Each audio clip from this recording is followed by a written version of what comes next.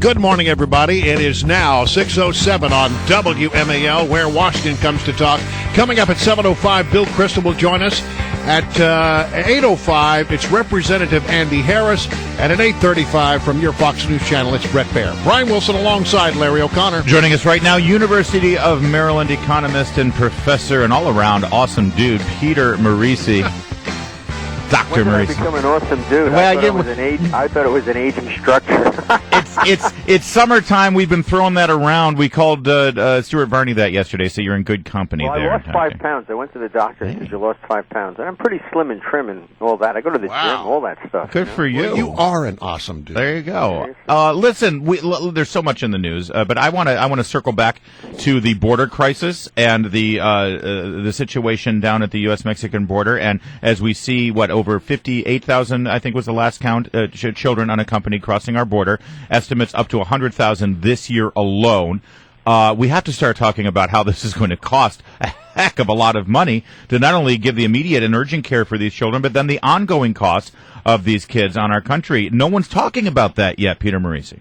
Well, it is a significant cost, and it actually falls on the states. The Nebraska governor, who's a Republican, has been demanding from the White House information about where the children that have gone to his state have been placed, because he wants to know what the impact is going to be. And, of course, the White House is saying, well, privacy considerations, these are minors. But the burdens really fall on the states. That's why, immigration tends to be a hot-button issue in a state until there are enough immigrants who become normalized, become citizens and can vote. And then you have the kind of situation we have in the Congress right now. We have 40 Congress members who are holding the president hostage. That's the Hispanic caucus.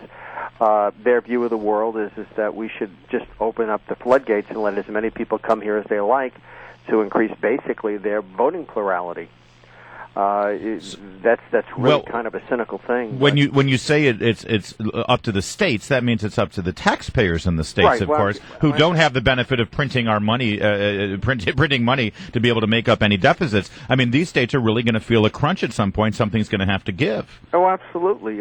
Some of these states are going to be more severely impacted. Those closer to the border will likely have more placements, and these kids will be a significant social welfare cost. Also, by placing them as he wants to, this $3.7 billion program, if he were to get it, will just encourage more of these kids to come, and some of them are dying in transit and so forth. But, it also highlights the difficulties we have with Mexico. Mexico has always taken the position that they cannot limit the flow of their citizens into the United States because they're not going to hold their citizens hostage. I can understand that. A free society shouldn't. However, it's another thing to be complicit with the transit through their country of children from Central America. This is just another case of Obama being disingenuous. We can stop this. We just need to get tough with the Mexicans. It's not just the border. It's the 2,000 miles between Central America and the Rio Grande. I mean, they're riding right through the country on the tops of trains and so on, and the Mexicans are doing nothing, yet this is our NAFTA partner. But, this is like so many other things, like the sanctions with Russia. We put on strong sanctions. The Germans go light because they want to continue making money off the situation. All right, I got a question about the market because I'm reading this story. Now, look, I know we invest for the long term. I grant you all that. But here's a story from Bloomberg that sort of got my attention. 2 years of uninterrupted gains in U.S. stock markets are sowing anxiety among financial professionals, with 3 in 5 saying the market is on the verge of a bubble or already in one. 47% of those surveyed said the equity market is close to unsustainable levels, while 14% already saw a bubble. Do you agree or disagree? I disagree, and I wrote a column about that last week. If you look at the price-earnings ratio, the Standard & Poor's 500, it's just a little bit above its 25-year average. That's the first thing. And the second thing is that interest rates are likely at a lower level, not just because of the Fed pumping a lot of money out there, but for other structural reasons, which basically drives up the price of stocks. And businesses use capital much more efficiently than they once did. For those reasons, probably a higher price-earnings ratio than the historic average will become the new norm. What happened yesterday in the markets, gee whiz, Israel, invaded Gaza, and the Soviets blasted. The Russians. Well, call them the Soviets. Yeah. This is the combination of Ukraine and Russia. We're putting right. together the old Soviet Empire. It's an easy just mistake. Blasted a bunch of civilians. Didn't they do something like that? Back off the Pacific in the days of the Soviet Union. Yeah, they the shot down Korean a airliner. Korean airliner. That's right. You know those unsavory-looking, wholly immoral, swashbuckling pirates from, a 30s or 40s movie with Errol Flynn, The Bad Guys? Yeah. You ever wonder what happened to those folks in stock casting now that they don't make those movies anymore?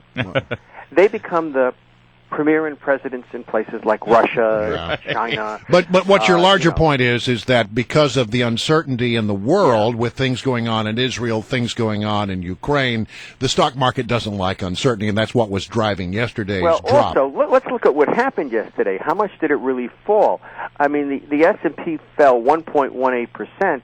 It's still trading within about 25 points out of 2,000 of its historic high. I know there was a 1%, a little bit more than a 1% swing, but considering what happened yesterday, the Russians blasted 300 civilians out of the sky, and Israel invaded a Palestinian state.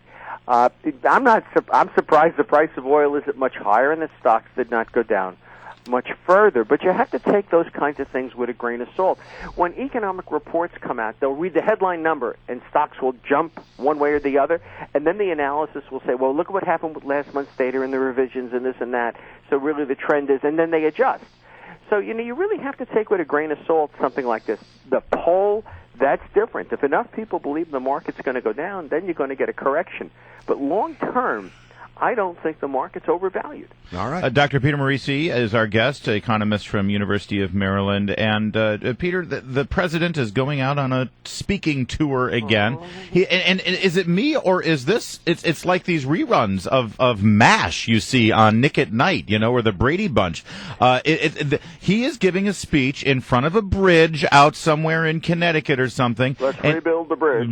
We need more bridges and roads, and Republicans won't do it. Is this not the same speech he's given since the first 6 months of his presidency when he was pushing for the economic stimulus plan? Yeah, there's nothing new here. Is it falling on deaf ears? And now he's pushing out a lot of disinformation. For example, this notion that the lower adult participation rate is because of more older Americans. Let me give you two statistics. For people between the ages of 65 and 70, the participation rate has nearly doubled over the last 15 years. They're not working less, they're working more. For men between the ages of 25 and 54, the prime working age, the participation rate has gone down dramatically, and for women, it has gone down a little bit. So overall, for the total population, it has gone down. And so you really can't blame it on older people, but yet they put out that kind of disinformation. It's kind of like negotiating with the Japanese on trade. You go there and say, we need for you to open up your automobile and agricultural markets, and they start the discussion, we are a very small country and must export to survive. We do not have any of our own energy. So you spend the next hour talking about that as opposed to autos and agriculture. In reality, the president's economic policies, like those of George Bush, they're a match set, have failed. The economy is growing at 1.7% in this century. It grew at 3.4% during the Reagan-Clinton years. It has only created 6,000 jobs. Every single one of them, just about, has gone to immigrants. During the Reagan-Clinton years, the comparable number, adjusting for length of time and size of economy, is 41 million. The Clinton-Reagan economy outperformed the Obama-Bush economy better than 6-1. You have a failed president. He's like a presidential candidate in October who's 11 or 12 points down in the polls. The Americans have made their decision, and they keep cranking out the same propaganda. Let's see what happens in September. Watch the Senate race in North Carolina. Okay. They're going to lose seats, but if they lose North Carolina, it's total repudiation. Dr. Peter Morici, we're going to leave it there, but we appreciate you joining us. By the way, follow Peter Morici on Twitter. It's a good follow, actually. P. Morici1 is the Twitter handle. Thank you, sir. Have a good week.